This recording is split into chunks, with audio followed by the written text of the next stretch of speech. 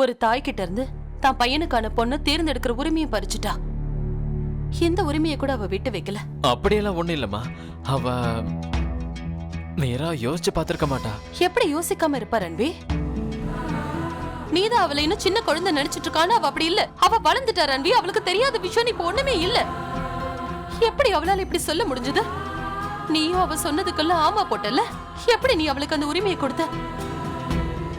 ஒரு வாட்டி கூட நீ யோசிச்சு பாக்கலையா உன் அம்மாக்கு அது எப்படி இருக்கும்னு? என் மனசு எப்படி உடைஞ்சு போயிருக்கும். ரன்வி, நீ எனக்கு நான் என்னெல்லாம் விட்டு கொடுக்கணும்னு தயவு செஞ்சு சொல்லிடு ரன்வி. எதுக்கு மேல நான் எந்த கனவையும் காண மாட்டேன்.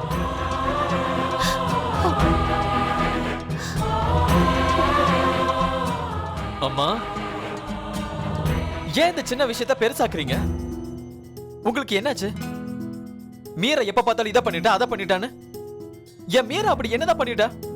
எதுக்கு அவன் மேல இவ்வளவு கோவமா இருக்கீங்க? இதுக்கா அவ உங்க வயித்துல பொறக்கலான்ற காரணத்துக்காகவா? இன்னொருத்தர் பொண்ணுங்கிறதுக்காகவா? எதுக்காகமா நீங்க அவளை தண்டிச்சுக்கிட்டு இருக்கீங்க? அப்புறம் தண்டனை எதுக்கு கொடுக்குறீங்க?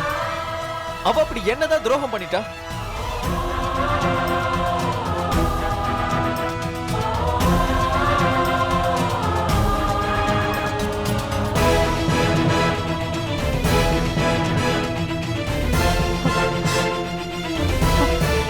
அம்மா, நான் இதெல்லாம்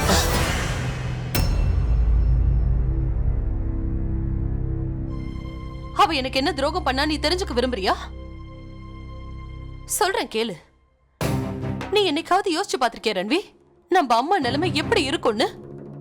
நீ என் மேல எவ்வளவு அன்பு வச்சிருந்தியோ அது எல்லாத்தையுமே மொத்தமா அவளுக்கு நீ கொடுத்துட்ட. அப்ப எனக்கு நீ என்னதான் மிச்சம் இருக்கு? நீ மீரா சாப்பிட்டு நல்லா தூங்கணுங்கிறதுக்காக நீ எத்தனையோ நாள் பட்னி கடந்திருக்க. அப்ப ஏன் மனசு எப்படி வலிச்சிருக்கும் ரன்வி?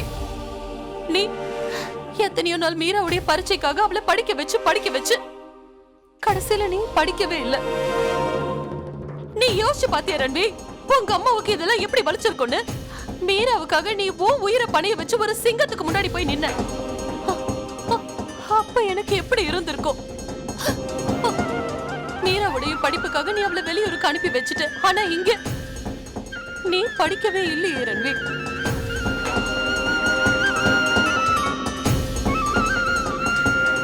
அவ ஒவ்வொரு வருஷமும் முன்னேறி போயிட்டா.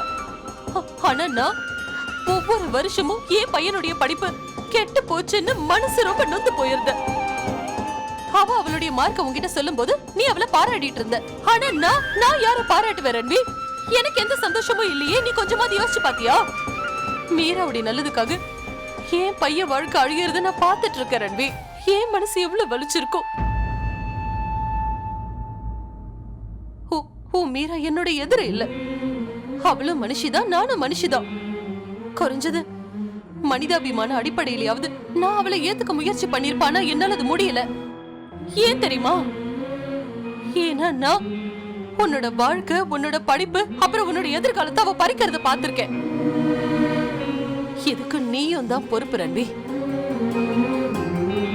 மீராவோட அம்மாவா நீ இருந்து நீ இந்த அம்மாவை மறந்துட்ட. உனக்கு இந்த வீட்டுல இன்னொரு உறவு இருக்கு ரன்வி. நீ என் பையங்கிற உறவு இருக்கு.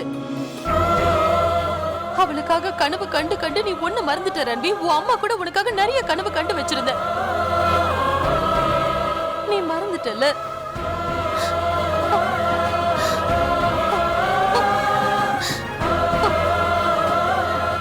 இல்ல ரன்வி, என்னால பொய்யால நடிக்கவே முடியாது. யாரால? என் பையனுடைய வாழ்க்கை, என் பையனுடைய படிப்பு, என் பையனுடைய எதிர்காலம் எல்லாம் கெட்டு போச்சோ அவளை என்னால நிச்சயம் ஏத்துக்க முடியாது.